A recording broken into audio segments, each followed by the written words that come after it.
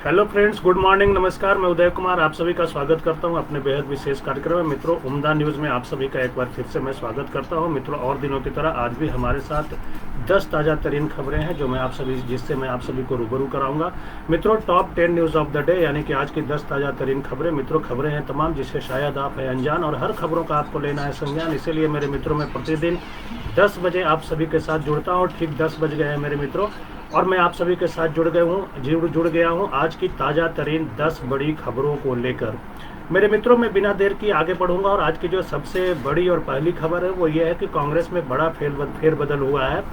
गुलाम नबी आज़ाद समेत 5 महासचिव हटाए गए हैं। राहुल गांधी के करीबियों को जो है वो संगठन में जगह मिली है। मेरे मित्रों, मैं आगे बढ़ूंगा और आप सभी को खबरों के विस्तार में जाऊंगा और आप सभी को बताऊंगा कि कांग्रेस में चिट्ठी विवाद के बाद हुए पहले बड़े फेरबदल में कांग्रेस अध्यक्ष सोनिया गांधी ने पत्र लिखने वाले पार्टी नेताओं पर सख्ती का डंडा नहीं चलाया है। इसके उलट सियासी परिपक्वता है उसे दिखाते हुए पार्टी को टूट से बचाने के लिए राहुल गांधी के समर्थक नए नेताओं के साथ साथ जो है पार्टी के वरिष्ठ नेताओं को भी संगठन और कांग्रेस की नीति निर्धारण इकाई में जगह दी गई है। कांग्रेस के नए अध्यक्ष का चुनाव कराने के लिए पार्टी की 5 सदस्यीय केंद्रीय चुनाव समिति का गठन भी कर दिया गया है।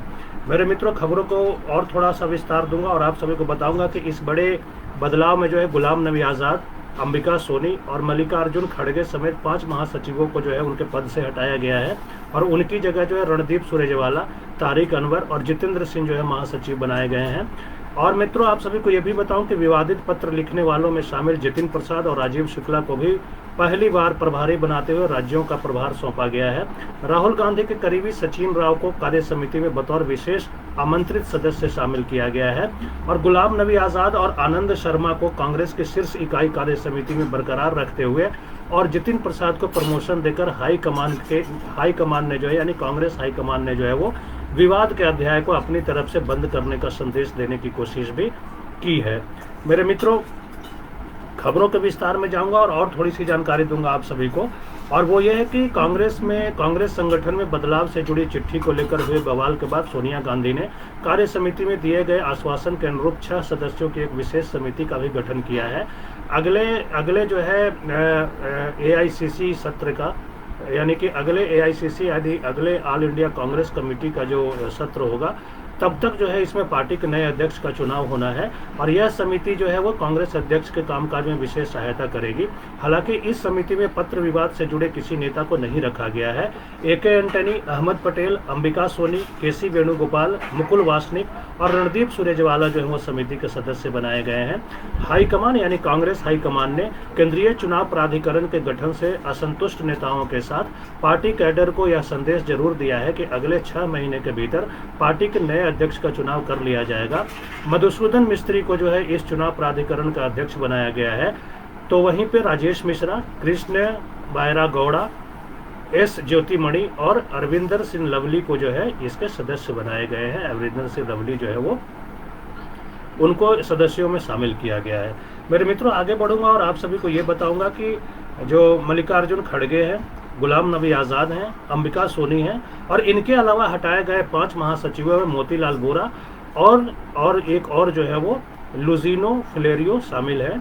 और जो गुलाम नबी आज़ाद हैं उनके बारे में मैं बताऊं आप सभी को, तो गुलाम नबी आज़ाद ने पत्र लिखने के बाद खुद भी महासचिव पद से मुक्त किए जाने की बात कही थी। इसकी जगह बने 3 नए महासचिवों में जैसा कि मैंने आपको बताया, तारिक अनवर को केरल और लक्षद्वीप का, रणदीप सुरजेवाला को कर्नाटक और जितेंद्र सिंह को जो है वो असम का जिम्मा सौंपा गया है। और इसके अलावा अनुग्रह नारायण सिंह, आशा कुमारी, गौरव गोगोई और रामचंद्र खुटिया को जो है वो राज्यों के प्रभारी पद से हटा दिया गया है। हरीश रावत को बतौर महासचिव पंजाब का प्रभार सौंपा गया है। मेरे मित्रों, आगे बढ़ूंगा, थोड़ी और जानकारी दूंगा, बड़ी खबर है इसलिए मैं विस्तार से बताना चाहता हूं कि स्वतंत्र रूप से प्रभारी बने जितिन प्रसाद को पश्चिम बंगाल जैसे अहम राज्य के साथ अंडमान निकोबार का प्रभारी बनाया गया है। राजीव शुक्ला को हिमाचल प्रदेश, पवन बंसल को बतौर प्रभारी मोतीलाल वोरा की जगह कांग्रेस मुख्यालय के जो है वो प्रशासन का जिम्मा सौंपा गया है। और जो कर्नाटक के नेता है दिनेश गंडूराव, उनको जो है तमिलनाडु, पुडुचेरी और गोवा, राहुल गांधी के करीबी मणिक्कम टैगोर को तेलंगाना और चिल्ला कुमार को ओडिशा, HK पाटिल को महाराष्ट्र, देवेंद्र यादव को उत्तराखंड, मनीष चतरथ को अरुणाचल प्रदेश, भक्त चरण दास को मिजोरम, और मणिपुर और कुलजीत नागर को सिक्किम, नागालैंड और त्रिपुरा का जो है वो प्रभारी बनाया गया है।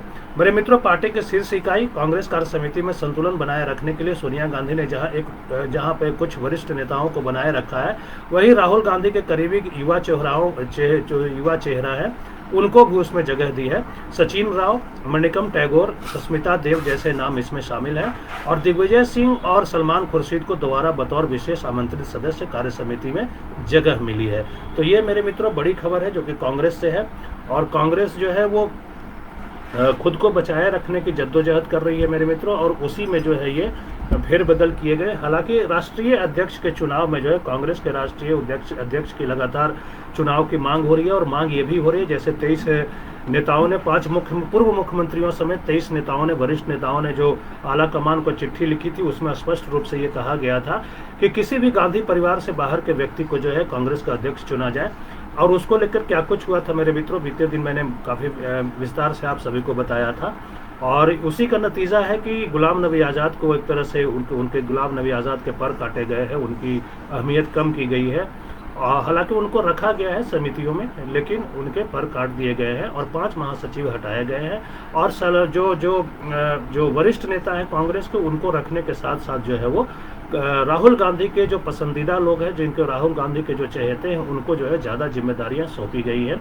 और इससे ये अटकलें भी लगाई जा रही है कि राहुल गांधी के अध्यक्ष पद पे अध्यक्ष बनने यानी कांग्रेस अध्यक्ष बनने का रास्ता जो है सोनिया गांधी ने साफ करने का प्रयास किया है।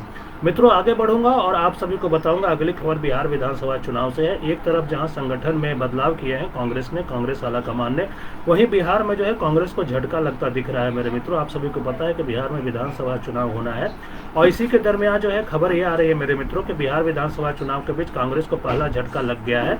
पार्टी के 2 विधायक जो है सुदर्शन और पूर्णिमा यादव ने कांग्रेस को अलविदा कहते हुए जनता दल यू का दामन थाम लिया है, और इनके जाने के साथ ही जो है इस बात की चर्चा जोर पकड़ रही है कि अभी कांग्रेस के कुछ और विधायक पार्टी को अलविदा कह सकते हैं। हालांकि कांग्रेस को इन 2 विधायकों के पार्टी से जाने का कोई मलाल नहीं है, क्योंकि पार्टी के जो वरिष्ठ नेता हैं और विधान पार्षद है प्रेमचंद मिश्रा, उन्होंने कहा है कि इनके जाने से पार्टी की सेहत पर कोई असर नहीं पड़ने वाला। पिछले 5 साल के दौरान पार्टी की किसी गतिविधि में इन दोनों को नहीं देखा गया। उन्होंने कहा कि अब वक्त आ गया है कि पार्टी में वफादार और संगठनात्मक पृष्ठभूमि वाले कार्यकर्ताओं को तरजीह दी जाए। मित्रों, आगे बढ़ूंगा, लेकिन उससे पहले जो है मैं अपने दोस्तों का धन्यवाद करूंगा। हमारे साथ जो है मनीष सिंह जुड़ गए हैं, और तमाम लोग जो है हमारे वीडियो को लाइक कर रहे हैं, कमेंट कर रहे हैं। मित्रों, आप सभी का मैं अपने कार्यक्रम में स्वागत करता हूं, आप सभी का अभिनंदन करता हूं, और अपना बहुमूल्य समय निकालकर मेरे कार्यक्रम को पसंद करने के लिए, लाइक करने के लिए और उस पर कमेंट करने के लिए मैं आप सभी का धन्यवाद करता हूं। मैं आप सभी के प्रति कृतज्ञता व्यक्त करता हूं। मित्रों, आगे बढ़ता हूं। इसी में खबर यह है कि बिहार कांग्रेस में टूट की बुनियाद जो है उसी दिन पड़ गई थी जिस दिन पार्टी के पूर्व अध्यक्ष डॉक्टर अशोक चौधरी को आला कमान के दबाव के बाद कांग्रेस छोड़ जनता दल यू के साथ जाना पड़ा था, और पार्टी की नीतियों के से आहत जो है डॉक्टर जो अशोक चौधरी है, उस वक्त अधिकांश जीते हुए विधायकों को अपने साथ लेकर जाने की रणनीति भी बना चुके थे, लेकिन 18 विधायकों की संख्या अंत तक पूरी नहीं हो पाई, और बहुत प्रयास के बाद डॉक्टर जो अशोक चौधरी है, उन्होंने प्रस्ताव पर जो 15 विधायकों ने ही हस्ताक्षर किए, और बाद में मजबूरी में जो है जो अशोक चौधरी है 3 अन्य पार्षदों के साथ कांग्रेस को छोड़ गए, लेकिन उनके पीछे जो है जोड़ तोड़ की रणनीति जारी रही। और मित्रों, थोड़ी और जानकारी दो तो यह है कि अब जबकि चुनाव सिर पर है बिहार में, ऐसे में कांग्रेस का साथ छोड़ने वाले फिर सक्रिय हो गए हैं। पार्टी के सूत्र बताते हैं कि सुदर्शन और पूर्णिमा के अलावा 3 विधायकों की पार्टी छोड़ने को बेचैनी है। 3 विधायक और पार्टी छोड़ने के लिए तैयार है, और जनता दल यू जैसे ही इन्हें इशारा करेगा पार्टी को एक और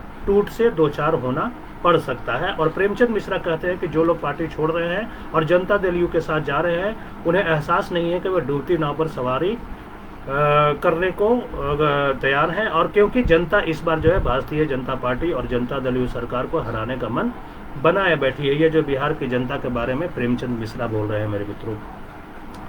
अगली खबर जो है मेरे मित्रों, उसकी तरफ बढ़ूंगा, और आप सभी को पता है कि जो भारतीय जनता पार्टी के राष्ट्रीय अध्यक्ष है जेपी नड्डा, और भारतीय जनता पार्टी के जो प्रभारी बनाए गए हैं महाराष्ट्र के पूर्व मुख्यमंत्री देवेंद्र फडणवीस, वो इन दिनों बिहार में हैं। बिहार के दौरे पर 2 दिन के दौरे पर वहां पहुंचे हैं, और ये जो है पटना में है फिलहाल। और आज उनका क्या कुछ कार्यक्रम है मेरे मित्रों, उसके बारे में मैं बताने वाला हूँ आप सभी को। बिना देर किए आगे बढ़ूंगा और आप सभी को बताऊंगा कि बीजेपी के राष्ट्रीय अध्यक्ष जेपी नड्डा आज किसान चाची के गांव आनंदपुर का रुख करेंगे, यानी आनंदपुर जाएंगे और जो है किसान चाची है उनसे मुलाकात करेंगे। इसके पहले जो है जेपी नड्डा आज जो है पटन देवी मंदिर में दर्शन भी करेंगे और वहां से मुख्यमंत्री नीतीश कुमार से मुलाकात करने जाएंगे। माना जा रहा है कि मुख्यमंत्री से मुलाकात के दौरान आज सीटों को लेकर जो है, यानी एनडीए को सीटों को लेकर फाइनल बातचीत हो सकती है। और इसके बाद जो है जेपी नड्डा दरभंगा में मखाना क्लस्टर जाएंगे, वहां से मुजफ्फरपुर जाएंगे जहां बीजेपी महिला मोर्चा की ओर से आयोजित वर्चुअल रैली को संबोधित करेंगे। इसके बाद मुजफ्फरपुर जिला से जो है मुजफ्फरपुर से 30 किलोमीटर दूर सरैया प्रखंड के आनंदपुर किसान चाची के गाँव में जाएंगे, वहाँ उनसे मुलाकात करेंगे। मेरे मित्रों, मैं आप सभी को ये बताता चलो कि वर्चुअल रैली में आत्मनिर्भर बिहार की चर्चा होगी और क्या कुछ होगा। जो आज जैसा कि मैंने बोला कि बिहार के मुजफ्फरपुर में जो है आज महिलाओं की तरफ से, बीजेपी महिला मोर्चा की तरफ से वर्चुअल रैली रखी गई है, तो उसमें जेपी नड्डा क्या कुछ कहेंगे उसके बारे में मैं बताऊं आप सभी को। तो जेपी नड्डा उसमें शामिल होंगे और जेपी नड्डा के साथ जो बिहार विधानसभा चुनाव के प्रभारी बनाए गए देवेंद्र फडणवीस, वो भी वर्चुअल रैली को संबोधित करेंगे। किसान चाची की कामयाबी का उदाहरण देकर दोनों नेता महिलाओं को स्वावलंबन और वो स्वरोजगार के लिए प्रेरित करेंगे। सुरेश शर्मा ने बताया, जो बीजेपी के नेता हैं, उन्होंने बताया कि किसान चाची के आनंदपुर गांव का कोना कोना कृषि उत्पादों से अटा पड़ा है। आम, अदरक, ओल के अचार तो आंवला और बेल के मुरब्बे की खुशबू जो है हर कोने में है। और छोटी सी किसानी से भी कैसे खुशहाली आ सकती है। राजकुमारी देवी का घर एक मिसाल है और उसके पीछे उनका त्याग है। शादी के 9 साल बाद भी सूनी गोद और साथ में जो है बेरोजगार पति, अपनी जिद पर जो है राजकुमारी देवी ने घर की दहलीज लांघी, परिवार और समाज से बहिष्कृत कर दी गई, फिर भी वे अपने लक्ष्य पर आगे बढ़ती गई और आज उपलब्धि के इस मुकाम पर है। मेरे मित्रों, आप सभी को मैं ये बताता चलूं कि साइकिल से घूम घूम कर खुद के बनाए कृषि उत्पादों का विपणन यानी मार्केटिंग करने वाली राजकुमारी देवी पहले साइकिल चाची कही गई थी और उसके बाद किसान चाची के रूप में जो है ख्याति उपलब्ध है, उनको जो है प्रचारित है। आज जो है लोग उनको किसान चाची के नाम से जानते हैं। और मेरे मित्रों, आप सभी को बताऊं कि महिलाओं को स्वावलंबन का पाठ पढ़ाने के लिए उन्हें पद्मश्री सम्मान भी मिल चुका है और इससे पहले वे किसान श्री सम्मान की हकदार बनी थी। तो ये जो है मेरे मित्रों बड़ी खबर है बिहार से एक और खबर जल्दी से आप सभी को देना चाहूँ, क्योंकि आप सभी को पता है कि बिहार विधानसभा के बीजेपी प्रभारी देवेंद्र फडणवीस भी पटना में है इन दिनों। और नरेंद्र मोदी के बिना बिहार का विकास नामुमकिन है, ऐसा उन्होंने कल कहा है। और सुशांत चुनावी मुद्दा नहीं है, एक सवाल के जवाब में देवेंद्र फडणवीस ने ये भी बात कही है। मेरे मित्रों, खबरों के विस्तार में जाऊंगा और बिना देर के आप सभी को बताऊंगा कि बिहार बीजेपी के चुनाव प्रभारी और महाराष्ट्र के पूर्व मुख्यमंत्री देवेंद्र फडणवीस ने पार्टी का चुनावी एजेंडा सेट कर दिया है। बिहार विधानसभा की बात कर रहा हूं मेरे मित्रों। फडणवीस ने कहा कि बिहार का विकास में केवल वही सरकार कर सकती है। फडणवीस ने कहा कि बिहार का विकास केवल वही सरकार कर सकती है जो प्रधानमंत्री नरेंद्र मोदी के साथ कदम से कदम मिलाकर चलेगी। नरेंद्र मोदी के बिना बिहार का विकास नहीं हो सकता है। उन्होंने कहा कि पश्चिम बंगाल की सरकार ने किसानों के नाम नहीं दिए, जिसके कारण वहां के किसान केंद्रीय सहायता से वंचित रह गए हैं। मेरे मित्रों, मैं ये भी बताऊं कि देवेंद्र फडणवीस जो है उन्होंने कहा कि बिहार में नीतीश कुमार और सुशील मोदी की जोड़ी ने विकास को लेकर बहुत काम किया है। लालू प्रसाद के शासनकाल से इनकी तुलना करें तो जो आंकड़ा आएगा वह विकास की गाथा बताएगा। देवेंद्र फडणवीस ने कहा कि कोरोना संकट के दौरान कई चुनौतियों के बाद भी मुख्यमंत्री जो प्रधानमंत्री है, मेरे मित्र एक बार फिर से बताऊं कि देवेंद्र फडणवीस ने क्या कुछ कहा है। तो देवेंद्र फडणवीस ने कहा कि बिहार में नीतीश कुमार और सुशील मोदी की जोड़ी ने विकास को लेकर बहुत काम किया है और लालू प्रसाद के शासनकाल से इनकी तुलना करें तो जो आंकड़ा आएगा विकास की गाथा बताएगा। देवेंद्र फडणवीस ने कहा कि कोरोना संकट के दौरान कई चुनौतियों के बाद भी प्रधानमंत्री नरेंद्र मोदी शानदार काम कर रहे हैं। आत्मनिर्भर भारत के साथ आत्मनिर्भर बिहार बनाने की योजना शुरू किया है। आगे जो भी चुनौती है उसको अवसर में बदला जा रहा है। देश में पहले विकास का इतना बड़ा पैकेज तैयार नहीं होता था, लेकिन अब मोदी सरकार में हो रहा है। योजनाएं बन रही हैं और यही नहीं, जो भी योजनाएं बन रही हैं वह पेपर पर नहीं बल्कि धरातल पर दिखता है। किसान, युवा, छोटे कारोबारी, बुनकर, पशुपालन को लाभ मिलता है। और प्रधानमंत्री नरेंद्र मोदी ने बिहार के लिए कई योजनाओं का शिलान्यास और उद्घाटन किया है और आगे भी करेंगे, ऐसा देवेंद्र फडणवीस ने कहा है मेरे मित्रों। और इसी बीच एक बात उन्होंने बहुत अहम कही है मेरे मित्रों। सुशांत सिंह राजपूत को लेकर देवेंद्र फडणवीस ने कहा कि बिहार चुनाव का मुद्दा जो है वो सुशांत सिंह राजपूत नहीं है। सुशांत बिहार और पूरे भारत के बेटे थे और इस तरह से उनकी मृत्यु के बाद अलग अलग तथ्य बाहर आने शुरू हो गए तो देश के आम आदमी को लगा कि इसकी जांच होनी चाहिए और इसी के कारण अब सीबीआई मामले की जांच कर रही है। कंगना रनौत लगातार अन्याय के खिलाफ आवाज उठा रही है, यानी उन्होंने कंगना रनौत के ऊपर भी अपनी तरफ से टिप्पणी की है और जो है क्या कुछ कहा, तो पत्रकारों के एक सवाल के जवाब में जो है देवेंद्र फडणवीस ने यह भी कहा है कि मुझे लगता है कि एनडीए में सब कुछ ठीक हो जाएगा। अलग अलग दलों की अपनी अपनी विचारधारा होती है और एनडीए मजबूती के साथ चुनाव में जाएगा, सारी दिक्कतों को बैठकर सुलझा लेंगे और एनडीए से कोई नहीं जाएगा, यहाँ कई लोग आएंगे। ये जो है बड़ी बातें कही गई है देवेंद्र फडणवीस की तरफ से मेरे मित्रों, जो कि बिहार बीजेपी के जो है चुनाव प्रभारी बनाए गए हैं विधानसभा चुनाव के लिए। मित्रों आगे बढ़ूंगा और आप सभी को पता है कि अगली खबर जो है वो मैं जो बताने जा रहा हूं उसके बारे में पहले से भी आप बहुत कुछ जानते हैं और मैं थोड़ी सी और जानकारी दूंगा। ये खबर जो है आरजेडी से जुड़ी हुई है, रघुवंश प्रसाद सिंह से जुड़ी हुई है और साथ ही साथ जो है वो एम्स से भी जुड़ी हुई है। खबरों के विस्तार में जाऊं मेरे मित्रों, आप सभी को बताऊं तो दिल्ली के all India institute of medical sciences यानी कि एम्स में बीते एक हफ्ते से आईसीयू में भर्ती पूर्व केंद्रीय मंत्री डॉक्टर रघुवंश प्रसाद की तबीयत जो है वो देर रात अचानक और बिगड़ गई है। उन्हें जो है अब जीवन रक्षक उपकरणों पर रखा गया है। जो रघुवंश प्रसाद सिंह ने उनके बड़े बेटे सत्यप्रकाश सिंह ने एम्स से देर रात फोन पर बताया कि शुक्रवार की देर रात अचानक उनकी तबीयत जो है वो गंभीर हो गई, उन्हें सांस लेने में परेशानी होने लगी। इसके बाद चिकित्सकों ने उन्हें वेंटिलेटर पर रखने का फैसला लिया। सत्यप्रकाश के अनुसार फिलहाल उनकी हालत यानी रघुवंश प्रसाद सिंह की हालत जो है वो स्थिर है। चिकित्सकों ने आज यानी कि शनिवार के सुबह तक हालत में सुधार की उम्मीद जताई थी। अब क्या कुछ है मेरे मित्रों उसका अपडेट नहीं आया है, जैसे ही आएगा मैं आप सभी को बताऊंगा।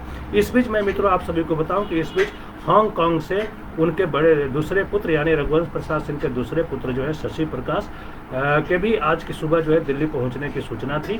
वो अब तक पहुंच गए होंगे या फिर पहुंचने वाले होंगे। मेरे मित्रों इस बीच खबर ये भी है कि बीजेपी के जो राष्ट्रीय अध्यक्ष है जेपी नड्डा, उन्होंने राष्ट्रीय जनता दल छोड़ने वाले पूर्व केंद्रीय मंत्री रघुवंश प्रसाद सिंह को फोन पर उनका कुशलक्षेम पूछा और दिल्ली एम्स में भर्ती रघुवंश प्रसाद सिंह इन दिनों राष्ट्रीय जनता दल प्रमुख जो है लालू प्रसाद यादव और मुख्यमंत्री नीतीश कुमार को पत्र लिख चर्चा में छाए हुए हैं। आप सभी को बताते चले कि रघुवंश प्रसाद सिंह को निशाने पर रखने वाले एनडीए नेताओं का व्यवहार अचानक बिल्कुल बदल गया है और रघुवंश प्रसाद सिंह के इस्तीफे की खबर मिलते ही जहां जनता दल यू संसदीय दल के नेता ललन सिंह ने सबसे पहले उनके फैसले का स्वागत किया तो उन्होंने लगे हाथ जनता दल यू में शामिल होने का न्योता भी दे दिया। भारतीय जनता पार्टी से बिहार के उप मुख्यमंत्री सुशील कुमार मोदी के अलावा अन्य कई नेताओं ने भी राष्ट्रीय जनता दल में रघुवंश प्रसाद सिंह को अपमानित करने का आरोप लगाया है। मित्रों ये बिहार से जुड़ी हुई खबरें हैं, अहम खबरें हैं, इसलिए थोड़ी सी और इसके विस्तार में जाऊंगा और आप सभी को बताऊंगा कि पूर्व केंद्रीय मंत्री डॉक्टर रघुवंश प्रसाद सिंह ने राष्ट्रीय जनता दल से राष्ट्रीय उपाध्यक्ष पद से हाल ही में एम्स से ही राष्ट्रीय जनता दल प्रमुख लालू प्रसाद यादव को पत्र लिखकर इस्तीफा दे दिया है और इस्तीफा देने के बाद वे जो है बिहार के मुख्यमंत्री नीतीश कुमार और राष्ट्रीय जनता दल प्रमुख लालू प्रसाद यादव को पत्र लिखने को लेकर चर्चा में है। उन्होंने यानी रघुवंश प्रसाद सिंह ने नीतीश कुमार को लिखे पत्र में दुनिया के सबसे पहले गणतंत्र यानी वैशाली का सम्मान का मुद्दा उठाया है, जिसके बाद गणतंत्र की जननी वैशाली की चर्चा पूरे देश में हो रही है। जो चिट्ठी में क्या कुछ लिखा था रघुवंश प्रसाद सिंह ने उसके बारे में मेरे मित्रों आप सभी को मैं पहले ही बता चुका हूं और अभी जो है ताज़ा खबर ये है कि रघुवंश प्रसाद सिंह जो है वो अभी भी एम्स में भर्ती है। उनका इलाज जो है वो सीसीयू में चल रहा है यानी सपोर्ट सिस्टम पे वो अभी है। हालांकि स्थिति जो है वो सामान्य बनी हुई है उनकी। ताज़ा अपडेट अभी नहीं आया है मेरे मित्रों, कुछ अगर अपडेट आएगा तो अवश्य ही मैं आप सभी को बताऊंगा। इसी के साथ मेरे मित्रों आगे बढ़ूंगा और अगली खबर जो है वो भी बिहार से ही है और खबर यह है मेरे मित्रों कि बिहार विधानसभा चुनाव से पहले चुनाव आयोग ने शुक्रवार को प्रत्याशियों की आपराधिक पृष्ठभूमि के प्रचार के मानक सख्त कर दिए हैं। आयोग ने जो है चुनाव के दौरान ऐसे विज्ञापनों के प्रकाशन और प्रसारण के लिए समय सीमा तय कर दी है। चुनाव आयोग ने अक्टूबर 2018 में निर्देश जारी कर यह अनिवार्य कर दिया था कि चुनाव लड़ रहे प्रत्याशी और उन्हें मैदान में उतारने वाली पार्टियां उनकी आपराधिक पृष्ठभूमि जो है उसके बारे में चुनाव के दौरान 3 बार टीवी और समाचार पत्रों में विज्ञापन के रूप में देंगे। होंगे। मेरे मित्रों, आप सभी को बताऊं कि चुनाव आयोग ने साफ कर दिया है कि आपराधिक रिकॉर्ड्स का पहला प्रचार प्रत्याशी के नाम वापस लेने की अंतिम तिथि से 4 दिन के भीतर करना होगा और दूसरा प्रचार नाम वापसी की अंतिम तिथि के 5वें और 8वें दिन के भीतर जो है करना होगा। तीसरा और अंतिम प्रचार जो है अंतिम प्रचार नाम वापसी की अंतिम तिथि के 9वें दिन से प्रचार के अंतिम दिन यानी मतदान से 2 दिन पहले के बीच करना होगा। आयोग का कहना है कि इस समय सीमा से मतदाताओं को ज्यादा जानकारियों के साथ साथ विकल्प चुनने में मदद मिलेगी। मित्रों, मैं आप सभी को बताऊंगा कि अब निर्वाचन आयोग ने यानी केंद्रीय चुनाव आयोग के दिशा निर्देश के मुताबिक आगामी बिहार विधानसभा चुनाव और आने वाले दिनों में 64 विधानसभा और 1 लोकसभा सीट पर होने वाले उपचुनाव में किस्मत आजमा रहे प्रत्याशियों को अपने आपराधिक रिकॉर्ड के बारे में विज्ञापन देते समय नई डेडलाइन का पालन करना होगा। एक बार फिर से मैं बताऊं मेरे मित्रों आप सभी को कि निर्वाचन आयोग के इस दिशा निर्देश के मुताबिक आगामी बिहार विधानसभा चुनाव और आने वाले दिनों में 64 विधानसभा चुनावों और 1 लोकसभा सीट पर होने वाले उपचुनावों में किस्मत आजमा रहे प्रत्याशियों को अपने आपराधिक रिकॉर्ड के बारे में विज्ञापन देते समय नई डेडलाइंस जो है उनका पालन करना होगा। और मेरे मित्रों, आप सभी को बताऊं कि बीते दिनों आयोग ने साफ कर दिया था कि लोकसभा की 1 और 15 राज्यों में विधानसभाओं के 64 सीटों पर लंबित उपचुनाव और बिहार विधानसभा चुनाव करीब करीब एक ही समय पर आयोजित होंगे। तो ये मेरे मित्रों बिहार से जुड़ी हुई महत्वपूर्ण खबरें थी जो आप सभी को बताना था। अब मैं आगे बढ़ूंगा और आप सभी को जो है दिल्ली ले चलूंगा, राष्ट्रीय राजधानी दिल्ली की बात करूंगा, मेट्रो की बात करूंगा। और यहाँ से खबर यह है मेरे मित्रों कि दिल्ली मेट्रो की एयरपोर्ट लाइन शुरू होने के साथ ही आज से मेट्रो की सभी लाइनों पर जो है वो मेट्रो दौड़ने लगी है। एक बार फिर से बताऊं मेरे मित्रों कि दिल्ली मेट्रो की एयरपोर्ट लाइन शुरू होने के साथ ही आज से मेट्रो सभी लाइनों पर दौड़ने लगी है और कोरोना काल में पहली बार मेट्रो चलने का जो है समय आम दिनों सा हो गया है। यानी कि जैसे पहले सुबह 6 बजे से 11 बजे तक मेट्रो चलती थी वैसे ही आज से जो है उसकी शुरुआत हो गई है और हर लाइन पर पहली मेट्रो जो है सुबह 6 बजे मिलेगी जबकि आखिरी मेट्रो का समय 11 बजे का होगा। खास बात यह है कि सुबह 6 बजे से रात 11 बजे तक नॉन पीक आवर्स में भी मेट्रो की फ्रीक्वेंसी पीक आवर्स जैसी ही होगी।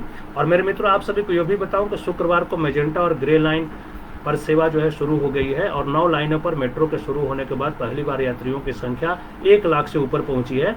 डीएमआरसी को उम्मीद है कि समय बढ़ने से धीरे धीरे मेट्रो में सफर करने वालों की संख्या बढ़ती जाएगी और शुक्रवार को सबसे जो यात्री है सबसे ज़्यादा वो येलो लाइन पर सवार हुए और इनकी संख्या जो है 41,689 रही। दूसरी तरफ ग्रे लाइन पर सबसे कम 514 यात्रियों ने सफ़र किया। 9 लाइनें जो है वो शाम 7:30 बजे तक सफ़र करने वालों की संख्या जो है सभी 9 लाइनों में 1,28,886 रही। और मेरे मित्रों इसी के साथ बहुत आप सभी को बताना ये भी जरूरी है जो कि मेट्रो से ही जुड़ी खबर है और खबर यह है कि संक्रमण को देखते हुए बचाव के लिए सभी स्टेशनों पर जो है वो आरोग्य सेतु ऐप रखने के लिए यात्रियों को प्रोत्साहित किया गया और सुरक्षा कर्मी जो है वो यात्रियों से प्रवेश के दौरान ऐप के बारे में पूछते नजर आए। कई स्टेशनों पर स्मार्ट कार्ड के रिचार्ज और एग्जिट के दौरान परेशानी हुई। कई जगह तो अधिक वक्त की यात्रा करने वाले यात्रियों से कैशलेस ट्रांजैक्शन में भी परेशानी आई। यात्रियों को इसके लिए इंतजार भी करना पड़ा। तो ये जो है मेरे मित्रों दिल्ली मेट्रो से जुड़ी हुई खबर है कोरोना काल के दौरान, कोरोना महामारी के दौरान। और जब मैंने कोरोना की बात करी मेरे मित्रों तो कोरोना का भी अपडेट आप सभी को देना जरूरी है कि कोरोना वायरस जो है किस तरह से हमारे देश में पांव पसार रहा है। प्राणघातक कोरोना जो है वो किस तरह से लोगों को संक्रमित कर रहा है। मेरे मित्रों इस खबर के विस्तार में जाऊंगा और आप सभी को बताऊंगा कि 24 घंटे में जो है रिकॉर्ड 97,000 मरीज बढ़े हैं अपने पूरे देश में और 81,000 ठीक भी हुए हैं। और डीजीसीए ने नए मरीजों पर वैक्सीन का ट्रायल रोक दिया है। देश में अब तक जो है 86,57,57,000 केस जो है वो पूरे भारत में रिकॉर्ड किए गए हैं। और मेरे मित्रों इसी के साथ खबर के विस्तार में जाऊंगा और आप सभी को बताऊंगा कि देश में कोरोना मरीजों का आंकड़ा तेजी से बढ़ रहा है। अब तक 46,57,379 लोग जो है संक्रमण की चपेट में आ चुके हैं। शुक्रवार को 24 घंटे में रिकॉर्ड 97,654 लोग जो है वो कोरोना पॉजिटिव पाए गए हैं। यानी कि ये प्रतिदिन जो है मेरे मित्रों संक्रमितों की संख्या बढ़ ही रही है। कल इससे थोड़ा कम था लेकिन आज जो है आंकड़ा और ज़्यादा हो गया है। आज जो है 97,654 लोग जो है कोरोना पॉजिटिव पाए गए हैं। आज का मतलब पिछले 24 घंटे की बात कर रहा हूं मेरे मित्रों। और एक दिन में मिले संक्रमितों का ये आंकड़ा जो है सबसे ज़्यादा है। और इसके पहले जो है गुरुवार को जैसा कि मैंने बताया 96,760 नए मरीज मिले थे। और गुरुवार की बात किया तो, और शुक्रवार को जो है 97,654 लोग जो है वो कोरोना पॉजिटिव पाए गए हैं। मित्रों, राहत की बात यह है कि मरीजों के ठीक होने की रफ्तार भी तेजी से हो रही है, यानी कि तेजी से जो है मरीज ठीक भी हो रहे हैं। शुक्रवार को रिकॉर्ड 81,455 लोगों को अस्पताल से डिस्चार्ज किया गया और एक दिन में ठीक होने वालों की यह सबसे ज़्यादा संख्या है। इससे पहले 8 सितंबर को 74,607 लोग जो है वो ठीक हुए थे कोरोना से, और इसी के साथ ठीक होने वाले की संख्या अब जो है वो 36,21,438 हो गई है। मेरे मित्रों, आप सभी को यह भी जल्दी से बताता चलूं कि संक्रमण के चलते अब तक 77,506 लोग जान गंवा चुके हैं, तो मृतकों की संख्या भी बढ़ रही है मेरे मित्रों। और पहले जो है 1000 या फिर 900 थे, अब जो है 1200 से ज़्यादा मरीजों की मौत हो रही है प्रतिदिन पिछले कुछ दिनों से। और मैं ये बता रहा हूँ आप सभी को कि संक्रमण के चलते अब तक जो है वो 77,506 लोग जो है वो काल के गाल में समा गए हैं, वो जो है उनका निधन हो गया है, उनकी मृत्यु हो गई है। और इनमें 1202 मरीजों की मौत जो है वो मेरे मित्रों शुक्रवार को हुई है। और अभी तक 9,57,787 मरीज ऐसे हैं जिनका देश के विभिन्न अस्पतालों में इलाज चल रहा है, और ये मरीज या तो होम आइसोलेशन में है या फिर अस्पतालों में भर्ती है, यानी कुछ इसमें से होम आइसोलेशन में भी है। और इनमें करीब 9,000 मरीजों की हालत अभी भी गंभीर बताई जा रही है। ये जो है खबर मेरे मित्रों आप सभी को कोरोना से मैंने दी। अब थोड़ा अपडेट दे दूं, तो अपडेट यह है कि पंजाब सरकार ने, यानी पंजाब के जो कैप्टन अमरिंदर सिंह सरकार है, उसने नीट 2020 को देखते हुए 13 सितंबर को लॉकडाउन में छूट का ऐलान किया है। हालांकि इस दौरान गैर जरूरी दुकानें बंद रखने का आदेश है। इसके साथ ही साथ मेरे मित्रों आप सभी को दूसरा अपडेट दूं तो केंद्रीय रेल राज्य मंत्री जो है सुरेश अंगड़ी, उनकी कोरोना रिपोर्ट पॉजिटिव आई है। उन्होंने ट्वीट करके इसकी जानकारी दी है। केंद्रीय मंत्री ने लिखा है कि आज मेरी कोरोना रिपोर्ट पॉजिटिव आई है, मैं अभी ठीक हूँ, डॉक्टर से सलाह ली है। पिछले कुछ दिनों में मेरे संपर्क में जो लोग आए हैं वो खुद को आइसोलेट कर लें और अपना टेस्ट कराएं। मेरे मित्रों आगे बढ़ूं और आप सबके बताऊं कि मुंबई की जो मेयर है किशोर पेडनेकर, वो भी कोरोना संक्रमित पाई गई है। उन्होंने भी ट्वीट करके इसकी जानकारी दी है और उन्होंने लिखा है कि मैंने अपना कोविड-19 टेस्ट कराया और इसकी रिपोर्ट पॉजिटिव आई है। डॉक्टर की सलाह पर मैं होम क्वारंटाइन हूं और मेरे संपर्क में आने वाले सभी लोगों से मैं अपील करती हूं कि वो या तो अपना टेस्ट करवा ले या फिर होम आइसोलेशन में चले जाए। मेरे मित्रों इसी के साथ जो है उत्तर प्रदेश के इलाहाबाद से खबर है, हाईकोर्ट से खबर है, और खबर यह है मेरे मित्रों की इलाहाबाद हाईकोर्ट में 14 और 15 सितंबर को कोई भी जुडिशियल और एडमिनिस्ट्रेटिव काम नहीं होंगे। कोरोना के बढ़ते मामलों को देखते हुए यह फैसला लिया गया है और इन 2 दिनों में पूरे परिसर को सैनिटाइज कराया जाएगा। मेरे मित्रों अगला जो अपडेट है वो ये है कि कोरोना के मरीजों ने से एम्बुलेंस सर्विस के लिए ज्यादा शुल्क मांगने की सुप्रीम कोर्ट ने चिंता जताई है। मेरे मित्रों ये खबर जो है सुप्रीम कोर्ट से है, कोरोना से जुड़ी हुई है, और खबर यह है कि कोरोना के मरीजों से एम्बुलेंस सर्विस के लिए ज्यादा शुल्क मांगने पर सुप्रीम कोर्ट ने चिंता जताई है। शीर्ष अदालत ने सभी राज्यों के एम्बुलेंस सर्विस के लिए उचित शुल्क तय करने का जो है निर्देश दिया है। सुप्रीम कोर्ट ने यह भी कहा है कि सभी राज्य महामारी से निपटने के लिए केंद्र की ओर से जारी की गई एडवाइजरी में बंधे हुए हैं और सभी राज्य सरकारों को यह सुनिश्चित करना चाहिए कि कोविड रोगियों को अस्पताल ले जाने के लिए प्रत्येक जिले में पर्याप्त संख्या में एम्बुलेंस जो है वो उपलब्ध कराया जाए। मेरे मित्रों इसी के साथ आगे बढ़ूंगा और आप सभी को जो है थोड़ा और अपडेट दूंगा। अगला अपडेट जो ये है मेरे मित्रों कि देश में जो है मृत्यु दर घट रही है। कोरोना की वजह से जो मौत का दर है, मौत का जो रेट है मेरे मित्रों, यानी देश में जो है वो मृत्यु दर जो है वो घट रही है। पिछले 8 दिन में ये 1.7% यानी कि 1.70% से घटकर 1.67% पर आ गई है। लेकिन पंजाब, छत्तीसगढ़, तमिलनाडु, उत्तराखंड, केरल और असम की बढ़ती मृत्यु दर ने चिंता में डाल दिया है। और दूसरी तरफ सबसे ज्यादा प्रभावित राज्य गुजरात, महाराष्ट्र, दिल्ली, कर्नाटक, उत्तर प्रदेश, तेलंगाना जैसे राज्यों में यह दर तेजी से कम हो रही है। और मेरे मित्रों ये जो है तमाम बड़ी खबरें थी जो आप सभी को मैंने बताया। इसी के साथ जो है अगली खबर की तरफ ले चलूंगा आप सभी को, और अगली खबर जो है मेरे मित्रों वो जो है खबर जुड़ी हुई है सुशांत सिंह राजपूत से, रिया चक्रवर्ती से जुड़ी हुई है मेरे मित्रों वो खबर जो है। और रिया चक्रवर्ती मामले में जो है एनसीबी जो जांच कर रही है मेरे मित्रों, ड्रग्स मामले की जो जांच कर रही है, उसे लेकर जो है वो बॉलीवुड में एक तरह से दहशत का माहौल है। बॉलीवुड के जितने भी जो आप बोलते हैं जो शख्सियत हैं उनमें जो है खलबली मची हुई है। ऐसा कहा जा रहा है, माना जा रहा है, सूत्रों के हवाले से ये खबर आ रही है कि रिया चक्रवर्ती ने 15 से 17 बॉलीवुड से जुड़े लोगों का नाम लिया है पूछताछ में।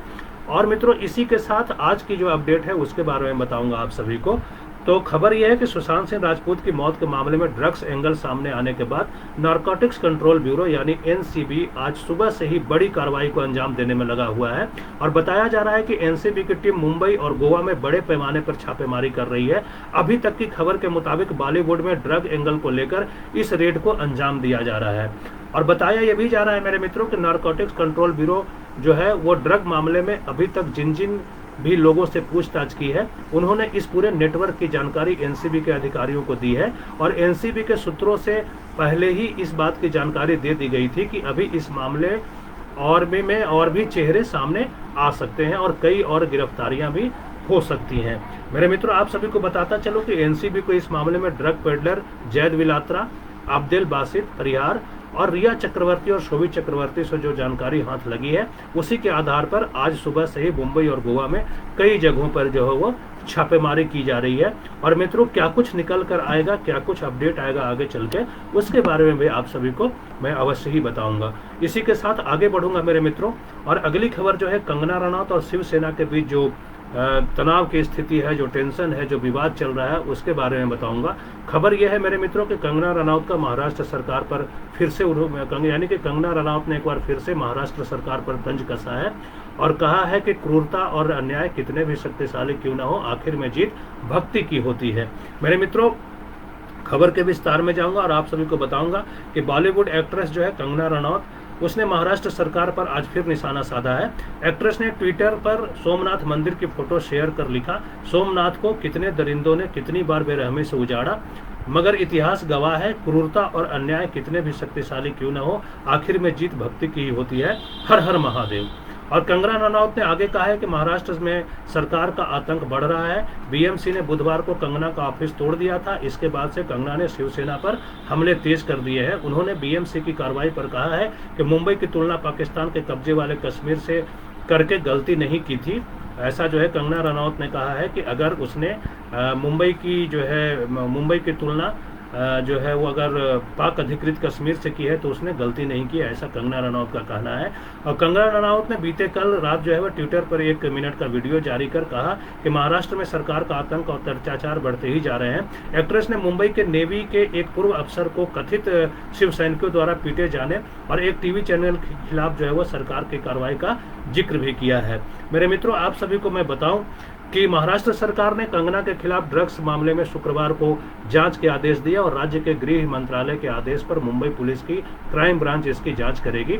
और महाराष्ट्र के गृह मंत्री अनिल देशमुख ने मंगलवार को ही इस बात के संकेत दे दिए थे। उन्होंने कहा था कि क्राइम ब्रांच अध्ययन सुमन के उन आरोपों की जांच करेगी जिसमें उन्होंने कंगना के ड्रग्स लेने की बात कही थी। अध्ययन सुमन जो है वो कंगना के पूर्व बॉयफ्रेंड हैं। मेरे मित्रों, ये जो है तमाम खबरें जो है वो कंगना रनौत से जुड़ी हुई थी।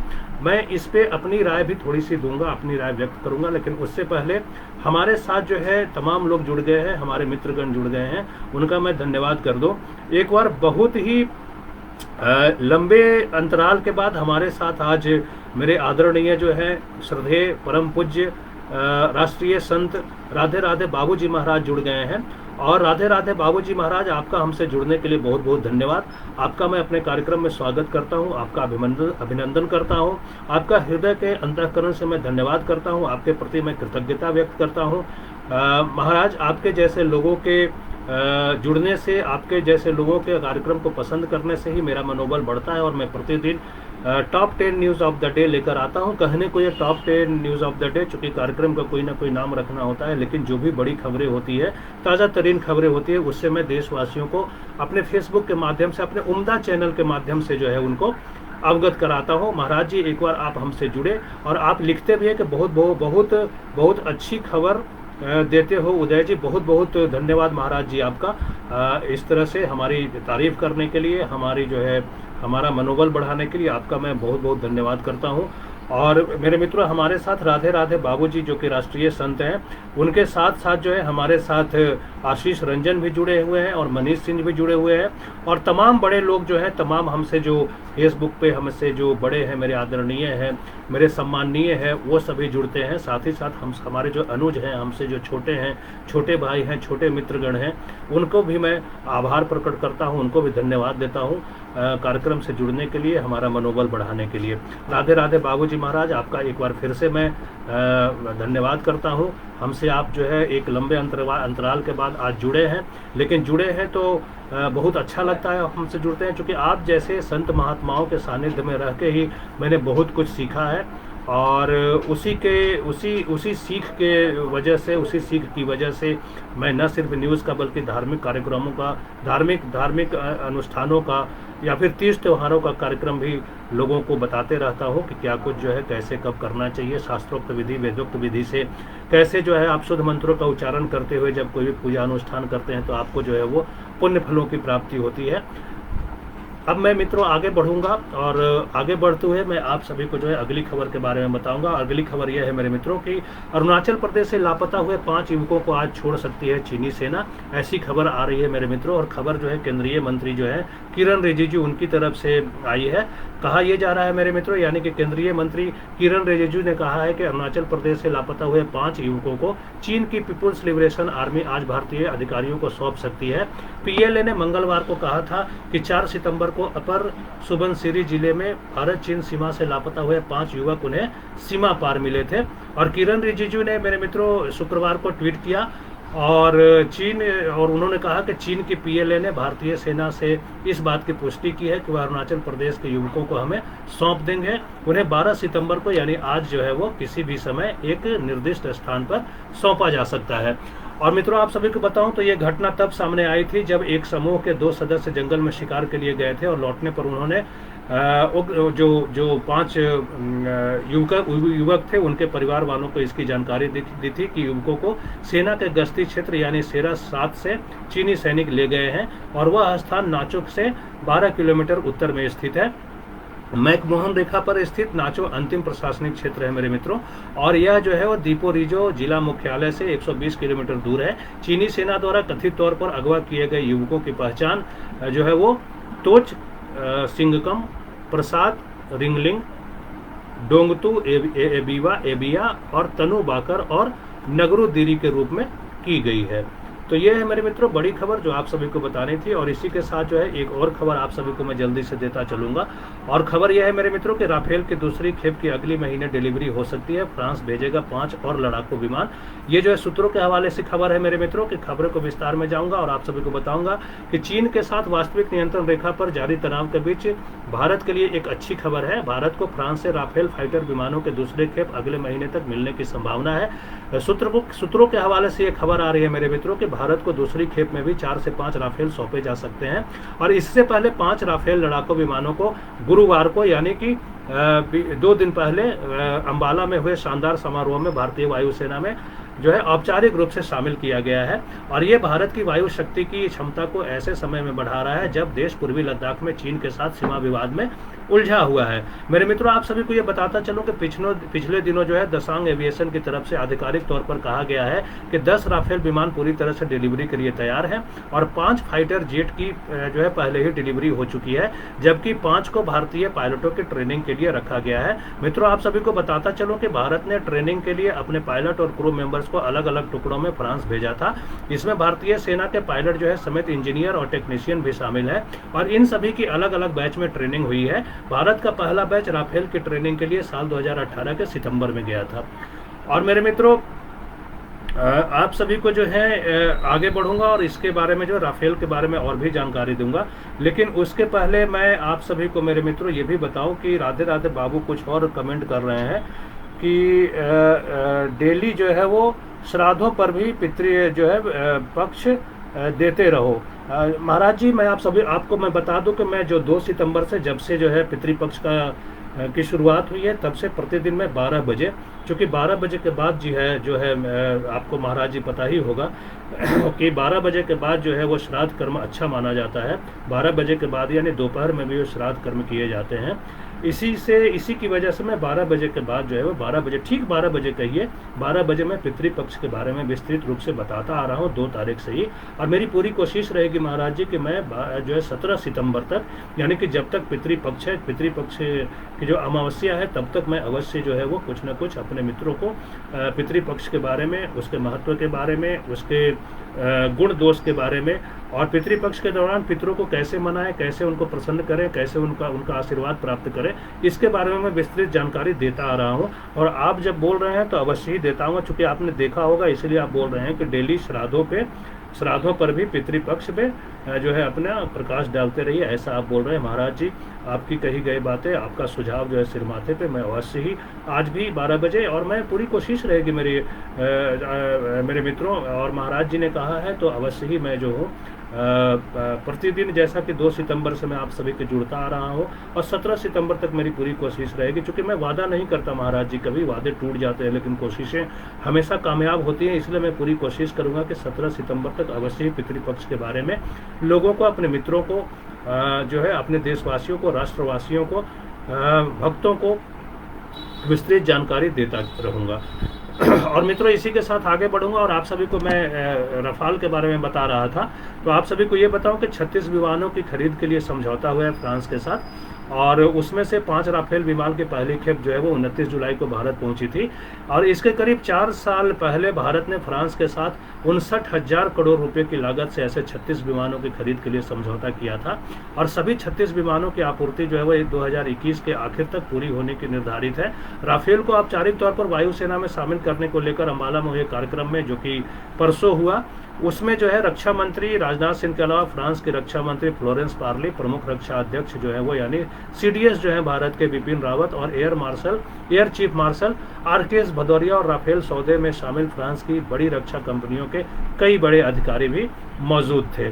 और मेरे मित्रों, ये जो है आज की बड़ी तमाम खबरें थी जिससे आप सभी को रूबरू कराना था। आप सभी मित्रगण, आप सभी जो है आप सभी आदरणीय, सम्माननीय हमारे इस कार्यक्रम के साथ जुड़े, मेरे कार्यक्रम को पसंद किया, मेरे कार्यक्रम पर जो है आपने कमेंट किया, आपने जो है मेरे कार्यक्रम पे जो है लाइक्स दिए, इसके लिए बहुत बहुत धन्यवाद मेरे मित्रों। आपने बहुमूल्य समय निकाला, मेरे पूरे कार्यक्रम को देखा, सुना मुझे, और मुझे जो है मेरा मनोबल बढ़ाया आप सभी ने, इसके लिए बहुत बहुत धन्यवाद मेरे मित्रों। आप सभी को मैं बोलता हूं कि मैं प्रतिदिन 10 बजे सुबह और शाम में 3 बजे, मेरी पूरी कोशिश रहती है कि मैं शाम में 3 बजे भी आप सबसे जुड़ूं, और प्रतिदिन जुड़ता भी हूं। जब कभी वैसी स्थिति आ जाती है जब नहीं जुड़ता हूं, या फिर कोई तकनीकी खराबी आ जाती है तो जिसकी वजह से मैं नहीं जुड़ पाता हूं। और मेरे मित्रों, इसी के साथ मैं 12 बजे, जैसा कि आप सभी को मालूम है कि 2 सितंबर से प्रतिदिन मैं 12 बजे आप सभी के साथ जुड़ता हूं और पितृपक्ष के बारे में बताता हूं। और आज भी मैं आप सभी के साथ 12 बजे जुड़ूंगा मेरे मित्रों। और आज जो है इंदिरा एकादशी के बारे में मैं बताऊंगा, जो कि कल है वो। तो इंदिरा एकादशी कैसे करेंगे, कब करेंगे, क्या शुभ मुहूर्त है उसके बारे में मैं बताऊंगा। और साथ ही साथ पितृपक्ष के बारे में और भी नई जानकारियां आप सभी को मैं दूंगा। ठीक 12 बजे आप हमसे एक बार फिर से जुड़िएगा मेरे मित्रों। और मेरे मित्रों, इसी के साथ मैं आप सभी से विदा लूंगा, लेकिन विदा लेने से पहले एक बात अवश्य ही आप सभी को और कहना चाहूँगा कि ये जो मेरा कार्यक्रम है मेरे मित्रों, आप टीवी भी देखते होंगे, आप रेडियो भी सुनते होंगे, सोशल मीडिया पे भी आप खबरों को देखते होंगे, आप अखबार भी पढ़ते होंगे, लेकिन जितनी विस्तृत जानकारी मैं आप सभी को देता हूँ मेरे मित्रों, इतनी विस्तृत जानकारी आपको शायद ही कहीं मिलती होगी। इसलिए मैं जो छात्रगण, जो स्टूडेंट्स, जो लोग, जो युवा जो तैयारी कर रहे हैं किसी प्रतियोगिता परीक्षा की, तो उसके लिए, उसके जनरल नॉलेज के लिए हमारा बुलेटिन का देखना सुनना बहुत ज़रूरी है मेरे मित्रों। क्योंकि आपके मन में जो है, जब आप मेरे कार्यक्रम को देखते हैं, मेरे द्वारा आप जो है समाचार को सुनते हैं, तो आपको जो है आपके मन में किसी प्रकार का फिर कोई प्रश्न नहीं उठते होंगे, जैसा कि मुझे ऐसा लगता है, क्योंकि मैं पूरे विस्तार से बताता हूं। तो मित्रों, खैर, आज जो है आप सभी हमारे साथ जुड़े, इसके लिए बहुत बहुत धन्यवाद। इसी के साथ मैं आप सभी से विदा लूंगा। आप सभी का बहुत बहुत धन्यवाद। नमस्कार, गुड बाय।